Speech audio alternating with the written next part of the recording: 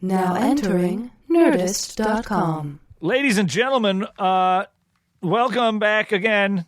Always. Today we learn. Today we learn. And today you guys are about to learn an awful lot. You're about to learn that the 4th of July has come and gone once again. Yeah. Unless you got this podcast early, in which case, Aristotle, how could you leak this audio? Yeah, dude. I am shocked and appalled. Super shocked, Aristotle. Oh, man. This is our WikiLeaks. This is our Alamo. Guilty as charged. I am now in jail. Yeah. Coming to you live from San Quentin. San Quentin jail. Ladies and gentlemen, today we learned. Life on the inside. Today we learned that life on the inside is pretty great. That's really great, guys. It's hot out there, so why not go inside? Stay inside, guys. Yeah, I'm Crank very, that AC. I'm very indoorsy. Yeah, when I go Huge fan home, of the indoors. I have cable, but I don't watch cable. I just sit and stare directly into my air conditioner. My eyes are so dry because I'm staring into the fan blowing away from my air conditioner. I stare into the air conditioner. Hashtag no filter. Hashtag no filter. So there's just dust everywhere. Love it. Yeah. We got a great guest. We got a great show. Today's show is really fun. This guy has so many awesome stories. Oh man, yeah. It's almost a little more interviewy than usual. But it's one of those cases where it worked well because he had such cool anecdotes and stories about his life and his work. So I think you guys are really going to dig it. Yeah, it's a great mix of interview stories with facts. Yes. We get to the random facts, but a lot of the random facts come from the stories he tells. You know, like so that's really fun too. Yeah. That was really, really fun. I'm excited for you guys to listen to the show. It's it was an enjoyment. Exactly. It was enjoyable. You guys know this guy from his films, Guide to Recognizing Your Saints. He's got a new one called Boulevard coming out, another one called Man Out. Yeah. Man Out?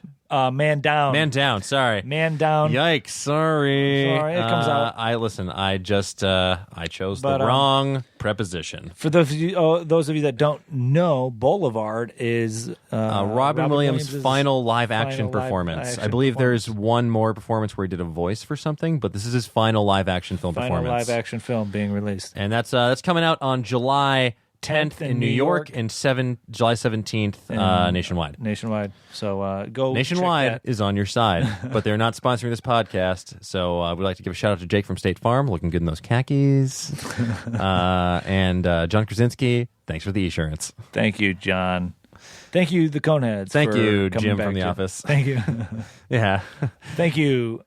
So let's discount double check if you guys are ready or not to start this show. I am. I'm very I'm very ready. Let's light this candle. All right. And just a quick reminder that keep your eyes peeled on our Twitter feeds because we will be doing something fun at San Diego Comic-Con. We're just waiting to confirm a couple details, but we have some exciting stuff. So I'll be dropping this week. Yes. Anyway, without further ado, Today we learn number 95 with Dito Montiel. Today we learn. Gentlemen, let's broaden our minds.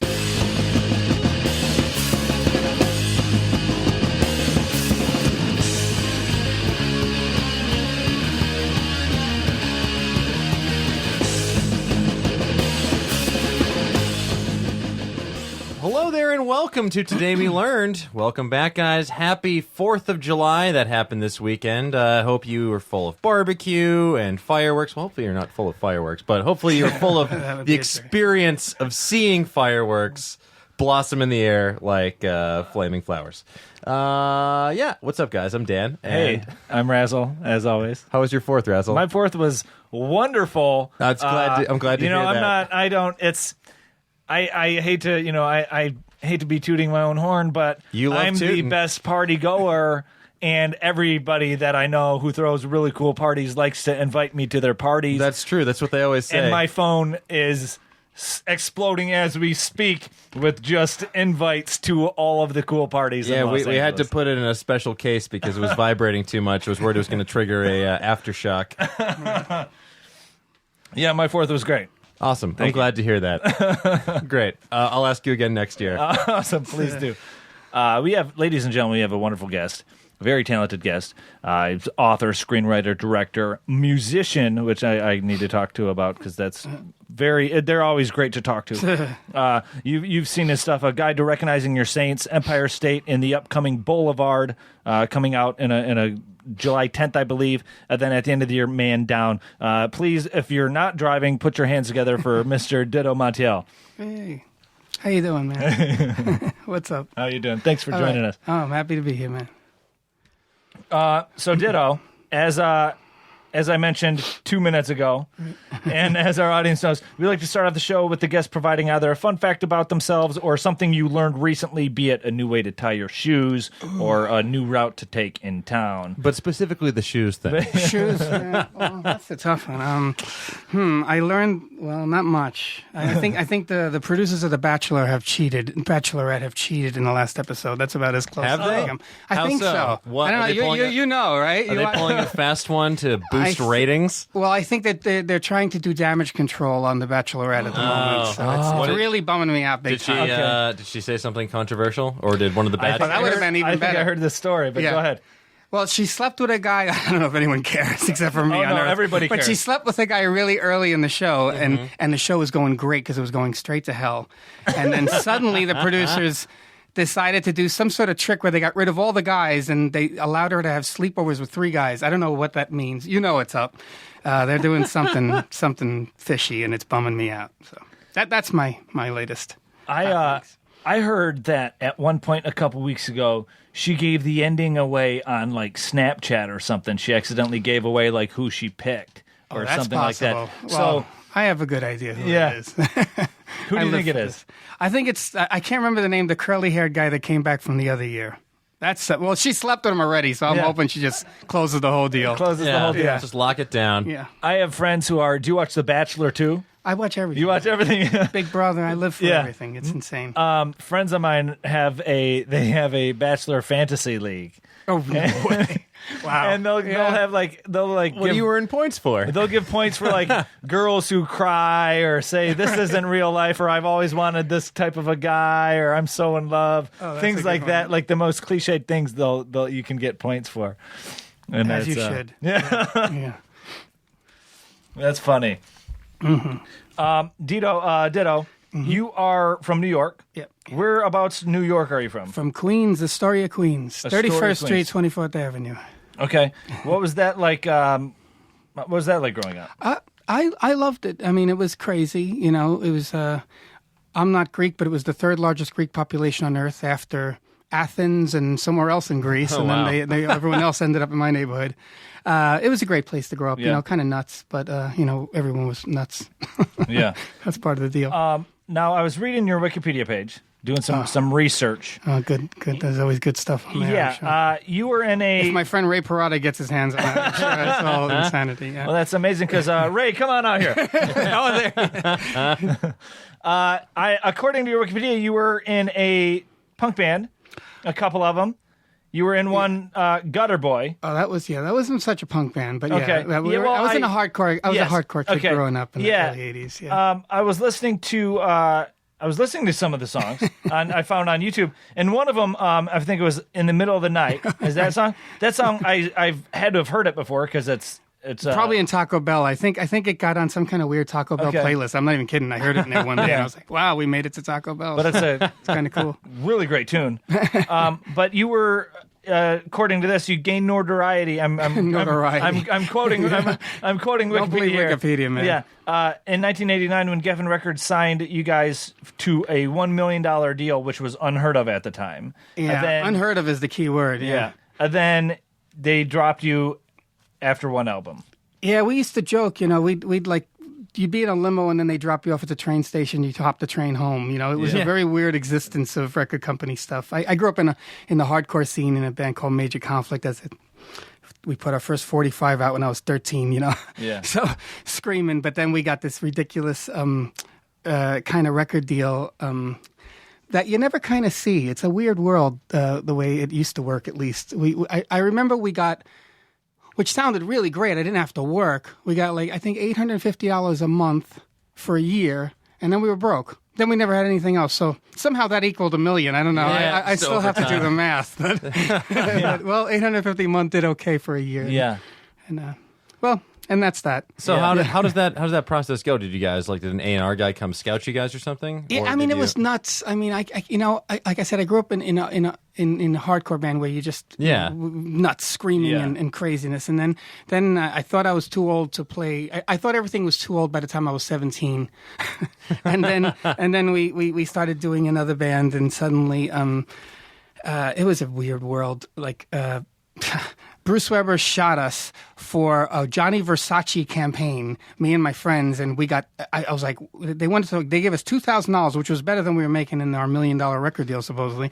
And they flew us to Miami and let us get drunk for a week and just took pictures. And then for some reason we got a record deal out of that, which was insane. And then we got $850 a month. Yeah. And that was how it went, It was a really crazy fun time. That's wild. Yeah. Oh my goodness. It's very weird. Yeah. Did The you world ever is odd. in the hardcore scene? Did you ever play any shows with H2O by any chance? Oh yeah, I mean, I'm way back, man. Yeah. I mean, like we used to play a club called the A7 in New York with, I mean, this is back when the Bad Brains first came to New York, and I mean, literally, I remember when my friend John, this guy John Watson, was the singer of a band called Agnostic Front that's still around with Vinny. Heard of him? Yeah. And before Roger sang, Ray Bees, who was the drummer, said, "Ditto, you should come sing with us." And I came, and I was screaming, and I was, I don't know, 14 years old or something, and I wasn't allowed to. They were going to go to Ohio, and I wasn't allowed to leave New York. Yeah. So it wasn't going to work out for me, and luckily Roger took the gig. But I grew up with Murphy's Law. My friend Jimmy. Okay, he's good a band. singer. Yeah. Nutty, and so it was a fun, crazy time. Yeah, I listened to a lot of hardcore and punk in high school. As most high schoolers, Yeah, as you should. Nerd kids do. And that day, it's great stuff. Go to all those shows and get sweaty and run around, bumping into each other. Totally. Some fun facts about Geffen Records here for the audience that might not know. Geffen Records, founded by David Geffen. The first signee to Geffen Records was disco superstar Donna Summer. Excellent. Whose gold-selling album, The Wanderer, became the label's first release in 1980, and they followed it up with Double Fantasy by John Lennon and Yoko Ono. And that album was the first new album of Lennon had since 1975. 2 weeks after the album entered I have a the good charts. Double Fantasy story. My friend absolutely. worked at the Dakota. Okay. When after John Lennon was killed. Okay. And he was a doorman, and he freaking hated Yoko Ono, and she threw Double Fantasy out into the garbage. And he gave it to me. He's like, "I hate this shit. Do you want it? Are you allowed to curse on this?" Yeah. You can say whatever you like. All the words he said, even he hates this shit about Double Fantasy. Yes. He said, "I hate this shit." And he's like, "You take it." And I remember he gave me the record, and I listened to it a couple of times, and I threw it in the garbage. And I'm like, I threw fucking Yoko Ono's copy of Double Fantasy out after. That's my story about it. Fucking weird. If anybody has Yoko Ono's fingerprints and can trace them back to that album, we would like to buy that. Johnny Grudy threw it in the garbage. Oh man. He was after the 2 weeks after the album entered the charts, he was murdered. John Lennon was shot. Yeah. And then David Geffen also is the G in DreamWorks SKG. If for those of you that don't know, Spielberg, Katzenberg, and Geffen, the three of them created the monolith or Goliath that is known as DreamWorks. And now we have How to Train Your Dragon. So thanks, David Geffen. It all goes around. At least there's that. That's funny. New York, Dog Days. Today is July 3rd, so it's technically the start of Dog Days, the Dog Days of summer, as they say. Is that the technical Yeah, start? it's July 3rd to August 11th generally is when the heat appears. It has been very warm recently, like humid. It's not usually humid here in Los Angeles. Yeah, it's been unruly. Nice thick air. And it's the summertime. Mm-hmm. And I was doing some reading, and you, of all people, like we've had a lot of New York people on the show, but I feel like you're, not to out your age or anything like that, but you're one of the you were more of a alive in what I'm getting to. New York, summer of 1977. You know exactly where I'm going with Pretty this. We nuts got with a blackout. the blackout, the Son of Sam murders. We got the Yankees beating the Dodgers. There were. I'm a Mets fan. So. Good man. There was the 104-degree record-breaking days in the summer of New York. So I was curious if you had any insight, or what was it like as a kid growing up in back in old New York like that? Like, I think I was pretty little then, but I remember, I loved it, and I think, it's funny. Everybody gets romantic about it. I think it must have really sucked if you were an adult then, because it was out of control. Yeah, and like. I think, Jimmy from Murphy's Law and all these guys I talk about, we used to go every night because we're from Astoria. We'd go down to the A7 and this club, this little place called the Rat Cage, which was a tiny little record store, which is so great. They put out the first Beastie Boys 45. Oh, wow. Before they were a hip-hop band, and Agnostic Front and Bad Brains. It's a cool little place. And every night we go there and hang out till, who knows, I don't know how we would do it, and we'd take the train home. And we'd kick out we'd go to the back train, we'd kick out every single window of the back train, and we'd pull down all the ads, all the flyer ads, and put it in the middle and light it on fire. And then we'd watch the train drive by with no windows on fire. I think today that would be the headline of the Post, a terrorist situation. Yeah. So that was kind of like, we'd do that like almost 2 or 3 times a week. We'd kick all the windows. We'd hold them onto the bars, jump up, and kick each window out because it was so fun because they'd go flying out with one thrust and then light it on fire, So that was kind of how New York was in a way, So it was a bit very lawless and fun, I guess, if you're a kid. But I think that would really suck. If I was an adult now sitting on a train with a bunch of kids starting it on fire, I'd really bum out. So like, well, this is, I should have taken an Uber. right, there you go. Different perspective on things, But it was a wild time, certainly, Wow. I sold peanuts on 42nd, 43rd, and 8th as a teenager. Right in Times Square then. So it was just great, horrible. Oh man! Oh my God, I can't even tell you the madness, but it was fun. Peanuts. Now, is that like peanuts, like cashews, $1.25 a like quarter pound. Hot nuts. Yeah, horrible. Now, were they in did you have to package them up? Like, no, did you put them in bags? Or freaking disgusting beyond belief. We used to pick it up from a place on 10th Avenue that the nuts were all over the ground. This crazy Greek owned it from Astoria, and he'd be like, "Just throw them in the thing," and we'd pick them off the ground. They'd be freaking everything, and we'd pick it up and throw it in. And then I remember me and my friend Danny were on right where they sell tickets in 46th or whatever, and a cop kicked his cart over, and all his nuts went all over the floor, and he just picked them back up, put them in, and sold them all day. And people all day would be like, "You picked them up off the ground." So once again, chaos. But fun. Yeah, so different world. Did that get competitive with other like peanut sellers? Because everybody hated each other. It was horrifying. Yeah, it's crazy. Hot dog people, it's just endless war, chaotic. Selling sustenance to tourists. Not that anybody was selling anything, but you just try, Speaking of New York, I just looked up. My Googling led me to a list of dumb laws that are still on the books in New York State. Cool. It is illegal to congregate in public with 2 or more people while each is wearing a mask or any face covering that would disguise your identity. Excellent. Adultery is still a crime. Wow. A fine of $25 can be levied for flirting. Wow. It's against the law to throw a ball at someone's head for fun. Oh, that's a good one. Yeah. This one might be my favorite. The penalty for jumping off a building is death. Well, yeah. Yeah. High enough. Slippers are not to be worn after 10 p.m. That's another good one. Yeah. I think, yeah. And citizens may not greet each other by, quote, putting one's thumb to the nose and wiggling the fingers. Yeah. Well, so, yeah. When you're back in New York, please refrain from jumping off a building while greeting your friends in a mask and taunting them. Too weird. Wow.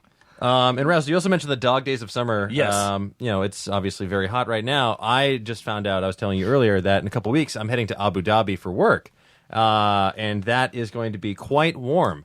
In fact, it's so warm there that planes can only take off and land either very early in the morning or very late at night. Because otherwise, it's too hot; they can't operate. So I was curious, why can't I fly out at noon? What's the big deal? Obviously, it's going to be a little sunny there, and that is because hot air is less dense than cold air, and this affects the output of planes' engines and their aerodynamic capabilities. So it means they need longer runway distance and they have reduced climbing performance. It makes it harder for them to take off and land because it exceeds their maximum operating temperature. Basically, like the air, it separates a little bit and then makes it harder for the planes to take off. So, hey, yeah, and, don't do it. I guess exactly. So if you're planning on flying into Abu Dhabi at midday, too bad. Yeah. Ditto, here's a question. You use the internet. Yes, I do. Do you? What's your go-to search engine right now? Like, what do you use? What browser do you use? Like Safari or Google Chrome? Chrome, I guess. Chrome. Yeah. Have you ever used Mozilla Firefox? I think I have at some point. I was reading the other day, and this kind of threw me for a loop. Mozilla Firefox, Not a fox. not a fox. It is Firefox is slang for red panda, which is a panda, and it's also called a lesser panda, a red cat bear. They couldn't decide on that one. They couldn't decide. It's a small arboreal mammal native to the eastern Himalayas in southwestern China. Its wild population is estimated at less than 10,000 mature individuals. And the red panda... A lot of immature pandas out there. The red panda is slightly larger than a domestic cat. It has reddish-brown fur, a long, shaggy tail, and a waddling gait due to its shorter front legs. And I got for the audio listeners here, I got a great photograph. Yeah, they're pretty adorable. Yeah, they're adorable. It's so the logo on the Firefox. If there are any Firefox users out there, it's not a fox. Hey, It's a panda. there's all kinds of stuff coming out of this place. My friend Frankie, he asked me, he said, Ditto, should I get a computer or the internet? And I said, listen, man, if that's the question, just don't bother. That's as far as I get with all this stuff. Yeah, I'm a little ahead of him, but Yeah. Say, come on, I'm serious. You've sussed out the difference there. That's an important distinction to make. I mean, I'm even at that, not that far gone, but I'm 33, and I've seen the transgression of computers and typewriters. In high school, I learned how to type on typewriters. Right. And even my iPhone 6 here, I just got the 6 a couple weeks ago, and I had the 5, but this is my second iPhone, and I still don't quite understand how to use it properly. I'm just learning yesterday, I started learning how to sync calendars. Oh, yeah, I'm still behind you, man. And I don't, it's such... Technology is so I love it to death, but I look at some of these, my nephews who know how to do everything, and it's. Well, my father was a typewriter mechanic, so it's like being a blacksmith these days. It's almost coming back. I'm not sure. That may not come back, but yeah. So a typewriter mechanic. What? He would fix typewriters. He would just fix typewriters. We had amazing. 10,000 Smith Corillas hanging around my house growing up. Yeah, at all times. I was reading a few months ago or whatever about typewriters. Part of the reason why we have the keyboard we have now has to do with typewriters, and that's because when the keys and the hammers if they were too close to each other or whatever, the more popular letters, they would jam up trying to go type simultaneously. That's true. That's why we get this fun QWERTY layout. Yeah. Goes back to shout out to all the typewriter mechanics. Shout out to Pete QWERTY for making this fun keyboard. I have to say though, at least one of the upsides to the demise of typewriters has been it's way more legible, and the advent of computers, it's way more legible to get messages. It's a lot easier to read. You don't have to deal with people's atrocious handwriting like myself. Right, that's true. Every time I go to write something now when I'm taking notes, it looks like I've had a series of strokes. It's not great. It gets worse. And it got me wondering, I still have to send my rent check out every month, and so I write that out, and I'm always curious, how is this going to get to my landlord if they can't read my chicken scratch? And apparently, the United States Postal Service has a plan in place for the worst of the worst handwriting out there. That's funny. So when they get impossible to read mail, they send it to the Remote Encoding Center in Salt Lake City. Wow. And there they have 1,000 workers who take on all the pieces of mail that are too difficult to read, they're too challenging for automated mail sorters to decipher. And according to a 2013 report from the Deseret News, they can translate these poorly scribbled envelopes in roughly 4 seconds into something legible. Oh wow! They're so adept at reading my garbage handwriting. But it has to go to Salt Lake first. So that explains why if your rent's ever overdue, it's in Salt Lake City. They're trying to read what you wrote. Funny. But you can also print out labels on your computer. Yeah, I have. Fun fact. I have labels. I made the joke the other day that I look at my car insurance as just an expensive way of getting mailing labels. like self-addressed mailing labels, because every like holiday they'll give me like my own labels with my name on it, so that way I don't need to write my name on it. Oh man, yeah. Another quick mailman fact, since I have this fun page pulled up on Mental Floss. There's the old adage about how mailmen are afraid of dogs. Your dog, like, watch out, your dog's going to attack the mailman. How real is that? Evidently, it's a real problem. In 2014 alone, dogs attacked 5,767 postal workers. Wow. And where do you guys think the biggest instance of dog on postal worker attacks is? I'm going to say California. Los Angeles. Correct. It is Los Angeles. Last year, 74 mail carriers were attacked by dogs here. Good. Yeah. That'll teach you to bring me bills. Ditto. Yes. So you direct now. You're a director. You started off, your first motion picture that you directed was A Guide to Recognizing Your Saints, which was also written by you based off of the book you wrote. Mm-hmm. Then you went on to Fighting, and then The Son of No One, which you also wrote. But Fighting, Empire State Boulevard, and Man Down were written by others that you took on the role of director, correct? Yeah, and then did some writing. Yeah. Too. Yeah, messing around, yeah. How was that process? From writing your, I'm curious about from writing your memoir to directing the movie, film version, the film version, and then going on to directing other people's works that you've altered or whatever. And then just like I'm curious how that what your what was your motivation? How did you realize that was something you really were interested in doing? I mean, everybody has a weird trip, For me, I mean, it's maybe it's even a little bit weirder, but I never dreamt to do any of this stuff. Yeah. I didn't go to school. I got kicked out of high school, to be honest. But I didn't grow up much of a movie fanatic either. I like TV. I'm a TV person, but I just like to write always. And like I said, I grew up strangely in the hardcore scene. I was never good enough to play other people's songs, so you start trying to make your own, right? I can't play Led Zeppelin, so I got to try and write my own junk. So you write stuff that has to do with your life, which, if you're 12, you're just mad at your mother or something like that, dumb, And then I always wrote because for some reason I enjoyed it on pieces of paper like everyone does on a napkin, and you think it's genius, and then it's some freaking ridiculousness, and you throw it in the garbage, or and then along with Double Fantasy. Yeah, along with Double Fantasy, I'm bad with that stuff, and then. It's a long, crazy trip, but I worked at Tower Records in New York with this guy, David Wimay, who got a job as a publisher, and I had always written for fun, like I said, like everyone does. I never thought to be a writer in a million years because I don't like to read, So I just started writing, and I had a book called The Picture Book of Saints.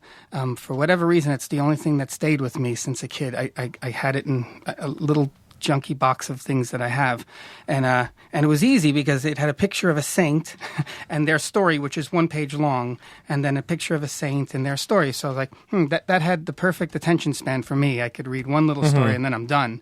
So I found some pictures of people, and guy Frank I used to walk dogs for, and I put his picture and I wrote my thoughts about him, and okay, that's one page. And then I got to about 12 people, and it was about 20 pages. And I remember thinking, how long are books, And it'd be like, like 200 pages. And I'd be like, okay, if I could do 10 times this, I got a book. Mm-hmm. So I had this crazy book written in pen, and a friend of mine, Heidi, who I met out here, works for Henry Rollins. And okay, yeah, I know. I've emailed through Heidi, and we've had Henry on the show maybe 5 months ago. Oh, yeah, yeah. And great guy. Then Heidi, we'll email back and forth here. And yeah, she's great. She's great. And her husband grew up in Queens. We didn't know each other there somehow. Yeah. But we met out here.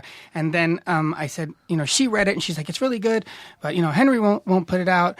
But there's this guy, David Wimay. I said, he used to work at Tower Records. So we sent it to him, and he put out this ridiculous small little pressing that, when I say small, I mean like if 8 people read it, I'm shocked at the time. And I worked out here in Los Angeles. I had a job. A friend of mine gave me a job. I had nowhere to go in New York, so he said, come out here. Came out here, and I worked for him, and Robert Downey would come in and out all the time. And we had been friends over the years, just roaming around. And he'd joke about the book and whatnot. And then me and my editor I work with now, we both worked in the dub room together, and we would mess around with iMovie then. Okay. Like messing free, right? Yeah. So, and the place we worked with was called Elias. They do music for TV commercials and like really weird movies like Leprechaun 3, and really cool weird stuff, So we would take all these little things and mess with them in iMovie, and my friend used to call all the time collect from prison because it was an office. They would accept it, I tell the receptionist, just accept it. And it's not very proper to do, but at Radio Shack, I bought one of these little suction cups that you stick to the phone, and I'd record him talking to me from prison. He had been in since we were little kids. Yeah. And we'd record it, and then we'd take it, and we'd put it to these weird commercials that we were there to put music to, and we'd start editing weird ideas. And we literally had a little junky wind-up camera. I had no idea what the heck any of us were doing. Nothing. And we just shot these weird ideas, and I'd show it, and Robert Downey would come in, and I'd be like, hey, check this out. And he's just nuts enough and cool enough that he'd be like, hey, that's pretty cool, we should do something. And I'd be like, really? Yeah, and then we it was the same mentality, it was like, well, we made a 1 minute short. So me and Jake, I'd say, let's try to make a 4 minute one. We made a 4 minute one. I go, okay, how long are movies? It's like 90 minutes or 100. We're like, okay, we're almost there. So it was that ridiculous, and then I'm just saying how I got into it, which is nuts. And then Robert was talking with Trudy Styler, who's married with Sting, and they were looking to produce a film with him. And I was like, oh my God, I got to have a freaking ISBN on my book, because at the time I had it was literally handwritten, with pictures pasted onto it. So I called David Wimay, and I was like, hey man, can you just put this thing out, And he's like, well, we could do a small little thing, I said, okay, I don't care. I just need like a couple of them, Yeah. So because it looks real. Yeah. It looks official. It has that number on the back, so it means you're a writer, you Yeah. know? So luckily, Robert gave it to Trudy, and she read it, and she's like, oh, we like it, and we'll have somebody write a script. And I was like, oh my God. And Ray, my friend who destroys me on Wikipedia all the time, I'd call him, and I'd be like, oh, I think I want to write this. And he'd be like, you should shut up, man. You're so lucky someone wants to do it. Just let it go. And I'd be like, no. So, I kept sort of saying to Trudy, hey man, maybe I could write this thing. She's like, well, you never wrote a script before. We have the guys who wrote some other film, I can't remember, who want to write it, but they're going to start it in 2 months. So I wrote this ridiculous quick script as fast as possible. I bought a copy of a script at a Hollywood Boulevard where you could buy scripts. I knew they liked a script called United States of Leland. Okay. So I copied the way it looked. And I thought INT meant introducing, which means interior. Yeah. And I thought EXT meant exit. But I don't care. I copied the way it looked, and I would just put my words and my streets into it. And then I remember halfway through it, I'm like, fuck, man, they keep reintroducing these streets. And Robert would come in. So I'm like, hey, man, come here for a minute. I go, how come they keep reintroducing these streets? It's like, it's fucking interior, man. And I'm like, oh. I go, what about exiting? He goes, exterior. So I'm like, okay. So then we wrote this ridiculously long script. And they liked it just enough to say, okay, we'll start helping you with it. And then this 200-page script, which is nuts, we worked on, and then got it to a point where it was feeling like it might be a movie, hopefully, somehow. And then, I mean, it's like a Mr. Magoo life, man. Yeah.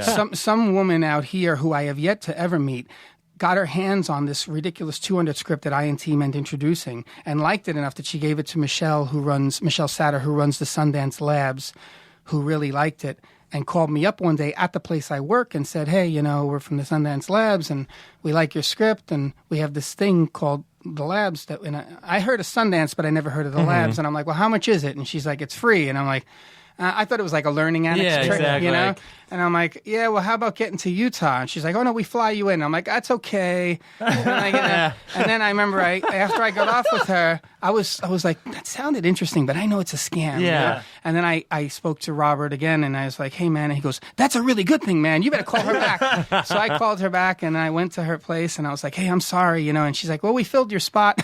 And I said, oh, man, I can't believe it. I said, well, listen, if somebody gets hurt, man, call me. I'll do it. And some miracle, somebody got hurt. Wow. Oh, thank goodness for that. And yeah, I'm so happy. I think he broke his leg or something crazy. Yeah. But and then I went through the Sundance Labs, which is like Wonkaville for writers. It's just you you go and you're with Frank Pearson, who wrote Dog Day Afternoon, or Carlos Cuarón, who wrote Y Tu Mama Tambien, and these incredible writers, Walter Mosley, like serious people, and everyone's a different opinion, and you go through this incredible writing experience that it's school times a million, with people who have done it, and then they put me through a thing called the Director's Lab. So I went to this incredible school. Paul Thomas Anderson is there. All these people that you're like, holy cow! I remember at one point, you shoot these little scenes there. They pay for everything, and you just shoot these scenes with crazy actors. I brought total lunatics in from New York who had no business being in Sundance. One guy tried to fish.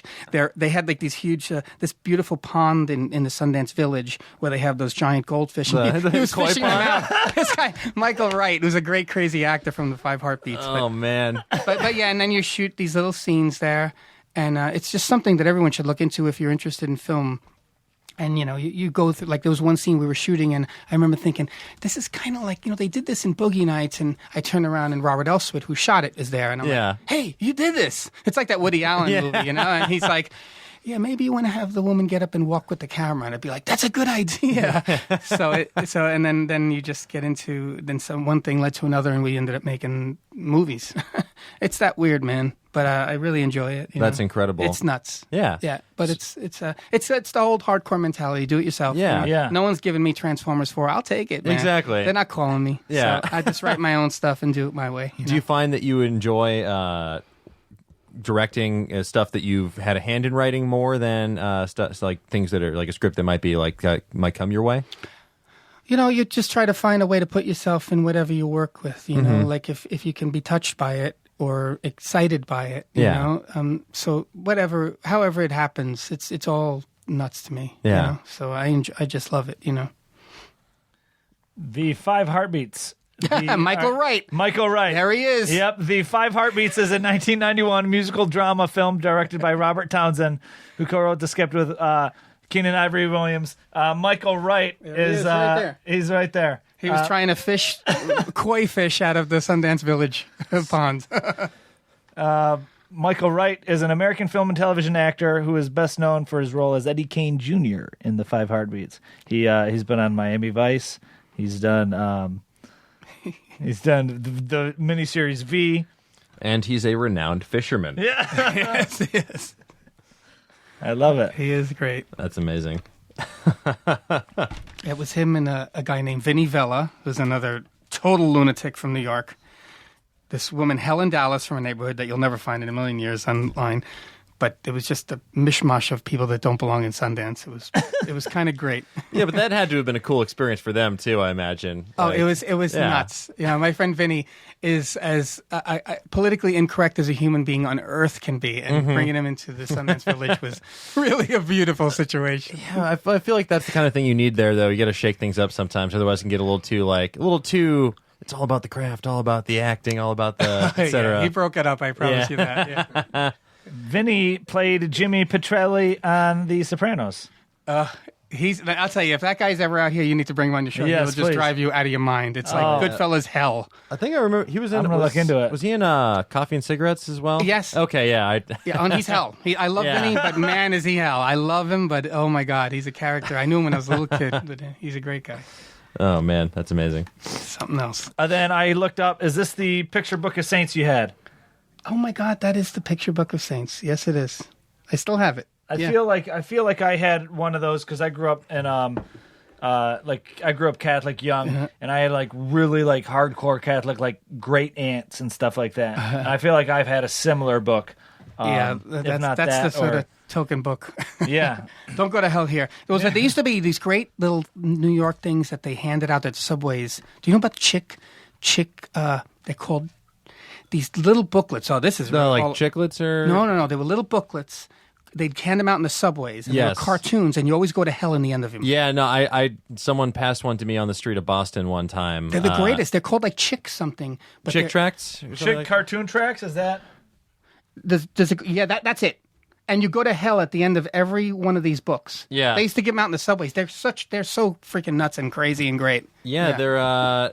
They're basically all these evangelical stories that were created and published by this guy Jack T. Chick, And yeah, you usually it's like a choose your own adventure book, but you always go to hell. Always. Yeah. In the end. There's yeah. no escaping.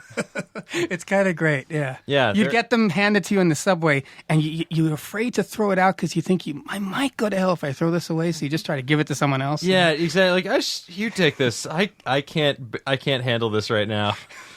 And they're based here in California in Rancho Cucamonga, evidently. Really? Yeah. And during their first 50 years of business, the company estimates they've printed over 800 million of these. Wow, that's a lot of garbage. Yeah, that is a lot of garbage. They have over 250 different titles. About 100 of them are still in print, and they're in 100 different languages. How excellent. Yeah, so it's like... Yeah, this was your life. I like that name. Yeah, pretty much. It's kind of great, doesn't it? Those little books. They're nice collector's thing, though. Yeah. Boulevard is coming up. It's coming out. It's the last film starring Robin Williams. How, as a fan of his work and comedy in general at the Nerdist Network, what was it like? What was it like working with someone so just prolific and like just so genius as everybody says? It was incredible. Like every generation has grown up with a different Robin Williams. It's a life that is kind of hard to imagine. Like the levels of success. Through so many different things. And you hear the word genius used a lot these days. I'd pretty much confirm, at least from my opinion, that he was, and it was really kind of beautiful. I really, you hear this stuff all the time, and I hate nothing more than hearing directors or whatever say, "Oh, I love this actor." It sounds like a bunch of crap, But he was a really good man, and a nice person to be around. And, as a fan growing up through 20 versions of him from Mork to Good Will Hunting, you just kind of love him, and then he is that guy on David Letterman, in a lot of ways. He's quicker than quick, but caring human being, and this role was a really complex role. So it was really fun to walk around. We shot in Nashville, walk around the midnight hours with him talking about it. And it was very, very wild, Yeah, he's one of the few actors I would say that has had so many different iterations as like growing up. Like I remember watching Mork reruns and all that, and then you have the his just like Mrs. Doubtfire's. You have him doing the voice of the genie on land. You got Good Will Hunting. You got you have his stand up. He's just such a prolific and host, dynamic host. Yeah, to be able to shift so seamlessly between like comedy and drama and just you just had a complex and range be of a different talents. character each. And be a different encompass each role. So pretty remarkable. Yeah, doesn't happen a lot. No. So, yeah, it was pretty incredible, and I'd save my messages with him on the machine just because it's like, Robin Williams left me a message. This is tripped out, Exactly. You get a few of those, in your life, So I got Schwarzenegger and I got Stallone, you save these people, you got to have them on your end. The mailbox you're trying to reach is full of cooler people than you. Exactly. Yeah. I've been Waze has had the Waze app. I don't know if you use Waze. It's like Google Maps. It's like a way to route. Yeah, it's around like a town. little GPS for your phone. It tells you where to go. It tells you the most efficient way to get places. In promotion for Terminator Genesis, there's a little voice pack you can download where it turns your GPS voice from Arnold, like a nice robotic British lady, to Arnold Schwarzenegger. That's excellent. And it's like, turn left here. Sit down with me if you want to laugh. Yeah. Is it him? No, it's probably an impersonator. It sounds just like him. It's great. pretty good him. Great. And then one is this like, red light cameras detected. Speeding would be bad. And you better listen if the Terminator. Exactly. You will stop. If you go to LAX, does he say get to the chopper? Oh, I hope I wish. Wasn't there that woman just posted something on Twitter and her name was the same as the woman from Terminator? Yeah. Oh, yeah. This woman this journalist named Sarah O'Connor. Right. She posted about how there was a explosion after someone died after a robot malfunction and killed someone in Germany, and it just started blowing up because this woman named Sarah O'Connor tweeted it, and then she follows up saying, like, I'm realizing now that based on my name, I probably should not have been the one to tweet this news out. That's funny. I promise you that I am very not exciting to follow. I usually tweet out about unit wage prices. Funny. Unit wage prices. Excellent. Yeah, she's like, oh God, why didn't I? Who knew? Duh, Terminator, of course. I mean, here's the deal. That can't be the first time she's gotten Terminator jokes. No, but it's the first. Like, it was such It's a hot what moment. a perfect headline for her. Like, Yeah. German robot attacking humans. Sarah Connor warning us. Oh man, yeah. I'm excited to see that Terminator. Yeah, I'm definitely intrigued. And a lot of people were asking, like, why is the Terminator old now? Why, if this is like an alternate reality, if this is like the same thing, they're going back in time. Why is Arnold Schwarzenegger an old Terminator now? And Foreign sales. So foreign financing. Exactly. Is that the answer? Yeah, exactly. International box office grosses. No, the answer is because, and my colleague Kyle Hill know this also. It's because they are covered with basically human skin, synthetic human skin. So the skin ages, but the exoskeleton stays the same. Yeah. So the Terminator robots, they hate humans, so they kill all the humans in the future. Then they wear them like suits. But they still age. Yes. Excellent. Yeah. So they just have a whole closet full of suits. It's like Ed Guy Yeah, exactly. Yeah, just adds a creepy new level to the Terminator mythos. Yeah, because murder bots coming from the future to exterminate humanity wasn't creepy enough already. How they wear you. Exactly. It's a literal men's warehouse. Oh, man. Well, speaking of Waze real quick, I was just looking it up, and Google purchased it a while back for approximately $1.3 billion. And that's partially because the way that Waze works, unlike other, for people who don't know, the way that Waze works, unlike other GPS systems, is it basically crowdsources data from everyone who uses it. So the more people that use it, the more real-time and up-to-date the maps are. So when you're on there, there's a little option to plop down little notifications, like if there's a car, that if there's an accident, you can report that, and that'll update the map to reflect it for other people. If there's traffic, you can report that, and that'll helpfully reroute you. So that's Google, obviously, they have a lot of information at their disposal, but this is just another way that they'll be able to slowly take over the world, especially as they start rolling out those driverless cars. It's like Yelp, traffic Yelp. Yeah, pretty much. Yeah, it's like 2 out of 5 stars. Would not take this route again. Parking's terrible, and no Cobb salad. You mentioned you worked at Tower Records. Yes. Tower Records was a retail music chain based in Sacramento, California. It currently exists as an international franchise and online music store. Tower also operated retail stores in the United States, which closed, unfortunately, when they had to file for bankruptcy. Yeah, and Colin Hanks just made a documentary about it called All Things Must Pass, The Rise and Fall of Tower Records. Funny. I worked in the cassette department, if you really throw it down. Yeah. They still have a ton of Tower Records in Japan. Oh, for real? Yeah. I went to one in Tokyo last year, and it was like 5 stories. Oh, wow. Weird. Yeah, it's cool. interesting to see where certain franchise, like they also still sell Zima in Japan at 7-Elevens. So they're stuck in they're like future past. Yeah, Japan. they've got they've got like rideable robots, but they also have a nice slice of 90s American pop culture ephemera. You mentioned cassettes. Here's something I've been asking people lately. If you recall, working at Tower Records, this might not so much for you, but what is your favorite song that you remember taping off the radio onto a cassette, if you've ever done that, if you can remember, because that's pretty high tech. It's a story that I've been curious to hear about. Like, I'm just curious if you can recall a song that you recorded onto cassette off the radio that you waited for. I used to record Noise the Show in New York. This guy Timmy Summers used to do a hardcore show on NYU radio, which was cool. So that was a big deal. Okay, Noise the Show was where it was at. Yeah, nice. So that's as close as I came. to. And probably a couple of corny songs. There, That's wild. Everybody has the quiet Lionel Richie moments. So probably a couple of those. Yeah.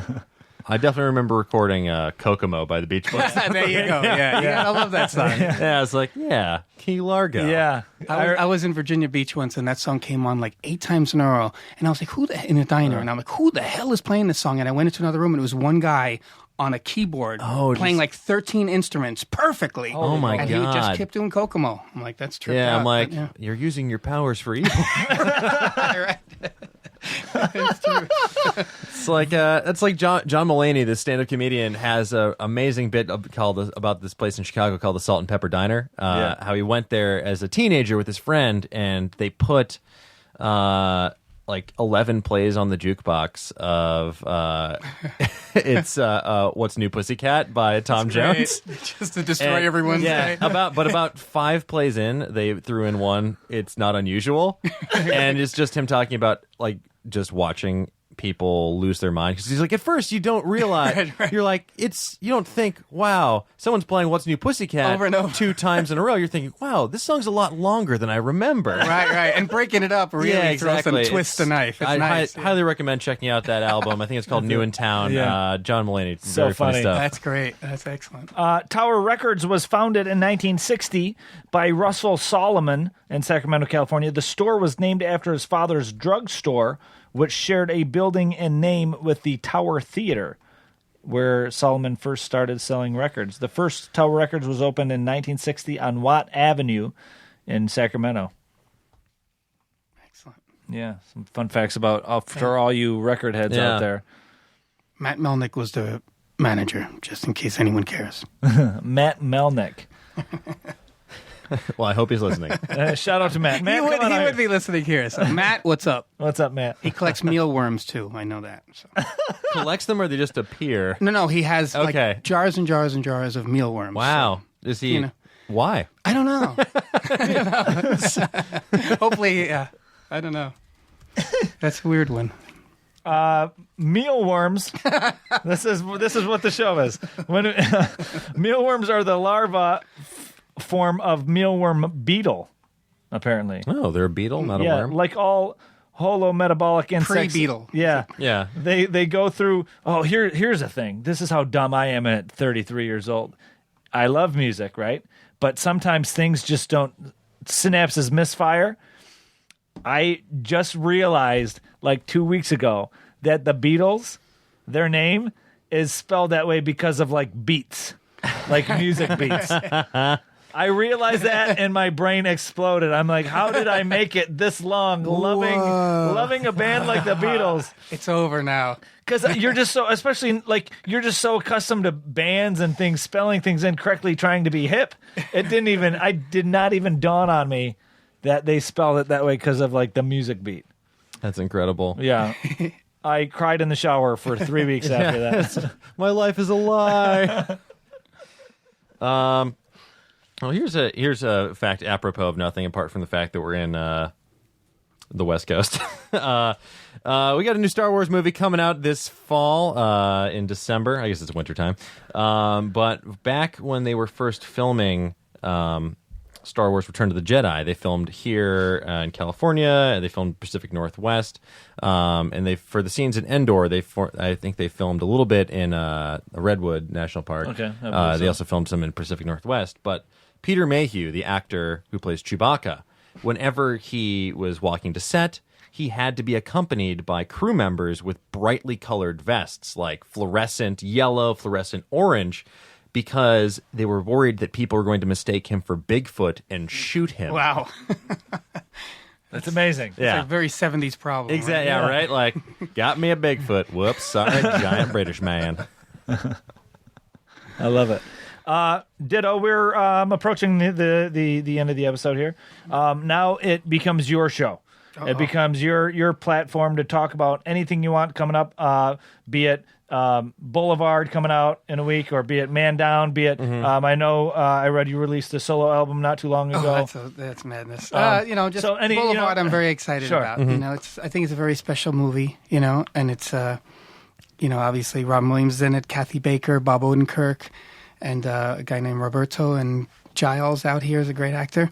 So, It's a great film. For the listeners, can we get a quick little log line about it? Yeah. Well, I mean, it's written by a guy named Douglas that was somewhat based on his life, about a guy, coming out in life a bit later, after a long marriage, and it was really exciting because it's a more about the story of, because of his age, the marriage, it's a 40-year marriage. If it were the story of a 23-year-old coming out, it might be a really joyous coming out film. Yeah. It was originally going to be called Santa Monica Boulevard, but with the complications of age and all that, it becomes a little bit more of a story of how do you let go of the love of your life. So it's a very interesting film like that, and it was really fun to make. So awesome. Very happy about it. And that hits theaters on July 10th? In New York on the 10th and everywhere else the 17th, Excellent. Including out here. Excellent. Wonderful. And where can people find you on the internet or on the World Wide Web? Me? Yes. Oh, that thing called Facebook or Twitter. I don't know. Like I said, I'm a step ahead of my friend Frankie, who's just not sure if he gets the internet or the computer, but I'm out there trying to figure it out myself. So Wonderful.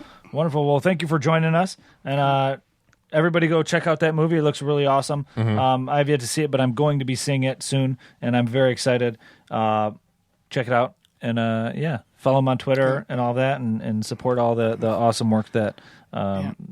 Protest the Bachelorette. Yes. Cheating. Yeah, right. Yes. Right, the producers. Yes. Voice your concern. Here, I have one rose for you and a bone to pick with you. Exactly. Hashtag Bachelorette Gate. Yeah. Big time. Lorette, my people, go. Yeah, somebody yesterday on Big Brother, I don't know if you're Big Brother fans, it's great. Someone was pissed off and he's like, this is worse than Y2K, and they made it immediately hashtag worse than Y2K. Worse than Y2K. Man. Oh, remember when that immediate hashtag. That's my new favorite hashtag. It's a hot one right now. Like there's everybody's join seen, the conversation using the hashtag worse than Y2K. Everybody's seen like first world problems or things like that. Worse than Y2K is my new favorite. The Amazing Race does that as well. They have the most judgmental editors, and I love it so much because someone will say something bafflingly stupid, then immediately be like, here's a hashtag based on what they just said. We're gonna magnify this immediately. Like, there's no backing off of this one. You're on camera. Awesome. Well, guys, you can also find the show online. We are on Twitter at TWL Podcast. You can send us an email at todayWeLearnedPodcast@gmail.com. We're also on Facebook, Today We Learned with Razzle and Dan. And if you like the show, if you like what you heard, please give us a rating on iTunes. Give us a review. We really appreciate all the kind words that you've left us already for those who have. If you haven't, but if you're digging it, please consider doing that because that only helps us and helps us get the attention of other folks and more advertisers so we can keep the show free for you guys, and that's what we want to do. So thank you so much. We really appreciate it. And you can also, if you like a little more personal touch, you can talk to us personally online. You can find Razzle on the internet on Twitter at MyNameIsRazzle2, on Instagram at MyNameIsRazzle, on Reddit at CoolGuy9000. I wish I was that cool. Yeah, I was Cool Guy 8999. Cool Guy 8999. And I'm also online. I'm on Twitter at OsteoFerocious. You can find me on Instagram, same handle. And I just wanted to plug, you can still buy my book, 100 Things Avengers Fans Should Know and Do Before They Die, on Amazon, Barnes & Noble, wherever fine books are sold. And we're also going to be down at San Diego Comic-Con. I'll be doing a signing for that, I believe, on Saturday the 11th, and we are hopefully going to we'll have an announcement for you guys this week with some final details, but hopefully we're going to be something pretty cool down there, Razzle and myself. So I like it. Yeah. I'm waiting for these announcements, ladies and gentlemen. Yes. I also don't know what this good news is. Yeah, no, it'll be real I'm cool. excited. Worst case scenario, just come and say hi. We'll high five you for approximately 35 minutes. Yeah, regardless, Dan will be down there, and I'll be down there traipsing around, just being, not understanding everything, but liking everything and hanging out. So I'll be out there. So come and if you see me, say hello or punch me or something. I don't know. Yeah, just one or the other. One or the other. Nothing else. No other interactions are welcome. Say hello or assault me. Yes. But yeah, Ditto, thank you so much for being here Thank today. you very This so is much. awesome. This is wonderful. Yeah. Happy to be here, man. And as always, I guess better than Y2K. Yeah. Worse than Y2K. I'd say I like hashtag Y2A okay. Thank you. Thank you, guys. Thanks, everybody. All right. Now leaving Nerdist.com.